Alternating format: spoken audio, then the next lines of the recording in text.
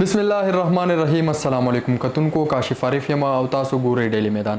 کتونکو، میدان فیکټ چیک لړۍ سره تاسو په خدمت کې حاضر یم. زموږ د فیکټ چیکینګ مقصد دا دی چې د سوشل میډیا دور دی، په فیسبوک، یوټیوب، انسټاګرام یا ټویټر باندې چې کوم پوسټونه شیر کیږي، داسې قسمه پوسټونه به تاسو له مخې ته راځي چې تاسو به خپله هم په شک کې چې دا اوس حقیقت دی او که دروغ دی.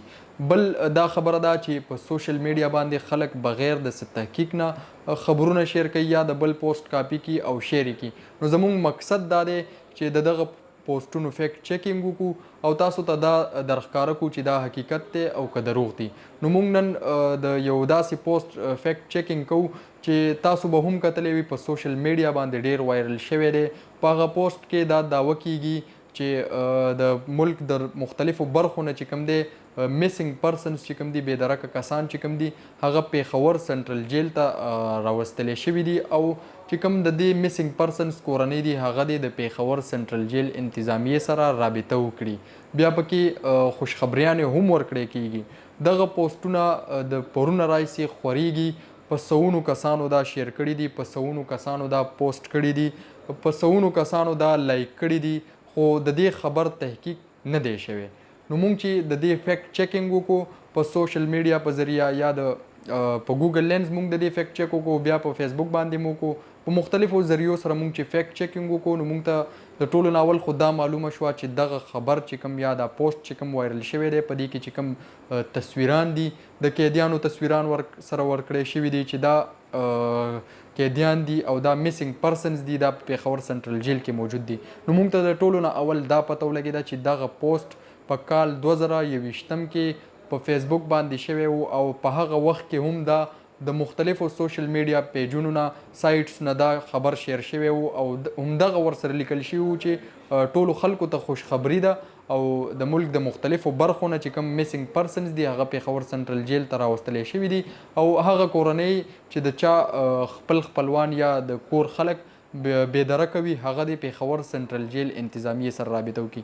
بیا موږ د دې فیکټ چیک وکړو چې آیا دا خبر په کال 2021 کې خور شوی و چې دا په هغه وخت کې حقیقت و او که دروغ و. نو موږ د پیښور سنټرل جیل حکامو سره رابطه وکړه.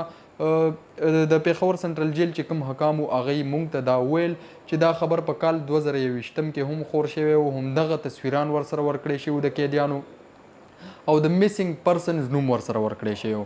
موږ ته حکامو دا هم ویل چې موږ له پیښور سنټرل جیل ته کوم قیدیان راځي، هغه د یو پراسس په ذریعه راځي.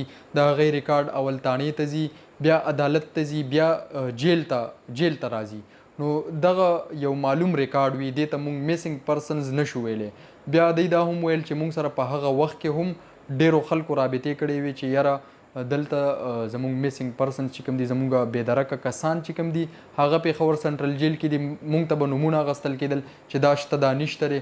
نو موږ دا خبره په هغه وخت کې هم رد کړې وه چې داسې قسمه هیڅ خبره نشته دی او دا کوم تصویران چې وایرل شوي دي، دا په مختلفو جرمونو کې ککړ ملزمان دي، د هغې تصویران دي. دې ته موږ میسنګ پرسن نشو ویلی.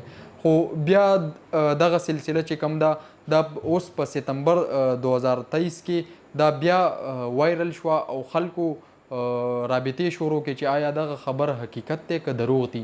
دا سلسله هم په سوونو کسانو شیر کړه، په سوونو کسانو لایک کړه. بیا یو بل نه تپوسونه پکې وشو، موږ نه پکې هم تپوسونه وشو چې یاره دا خبر حقیقت دی که دروغ دی. نو موږ د دې فیکټ چیکینګ وکړو. د جیل حکامو هم دا رد کړه. هغې ویل چې په دې کې هیڅ قسمه صداقت نشته دی، موږ ته هیڅ قسمه معلومات نشته دی د دې په اړه، دا غلط خبرونه خورېږي. د دې دا چې کوم تصویران سره ورکړی شوي دي، دا په مختلفو جرمونو کې چې کوم ککړ ملزمان دي، د هغوی دي، دا میسنګ پرسنز نه دي. نو چې کوم هغه خلک دي چې کوم جیل حکامو سره رابطې کوي، جیل انتظامیې سره رابطې کوي چې یاره زموږ کسان تاسو سره شته که نشته دی، نو یقینا هغوی ته به پته لګېدلې وي چې حقیقت څه دی او دروغ څه دي. نو دغه موږ دې نتیجې ته راورسېدو چې په سوشل میډیا چې کوم پوسټونه کیږي، په هغې کې دعوه کیږي چې میسنګ پرسنز چې کوم دي، هغه د پیښور سنټرل جیل ته راوستلی شوي دي او کورنۍ دې جیل انتظامیې سره رابطه وکړي. نو دغه خبرونه په مکمله توګه باندې دروغ دي او په دې باندې یقین مه کوئ. مننه.